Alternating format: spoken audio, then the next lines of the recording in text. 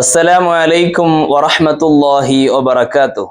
ബിസ്മില്ലാഹിർ റഹ്മാനിർ റഹീം. വല്ലദീന ഹും അനിൽ ലഗ്വി മുറിദൂൻ.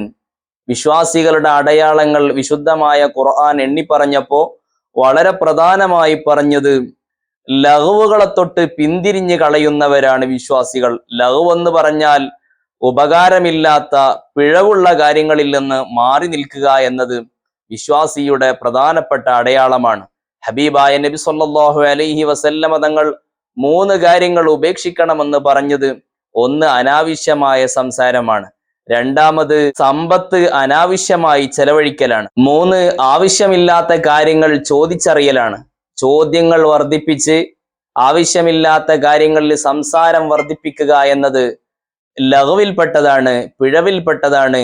ആ പിഴവുകളെല്ലാം നിങ്ങളെ നരകത്തിലേക്കും തെറ്റുകളിലേക്കും നയിക്കുമെന്ന് നബി സല്ലല്ലാഹു അലൈഹി വസല്ലമ തങ്ങൾ സ്വഹാബത്തിനെ പഠിപ്പിക്കുന്നുണ്ട്.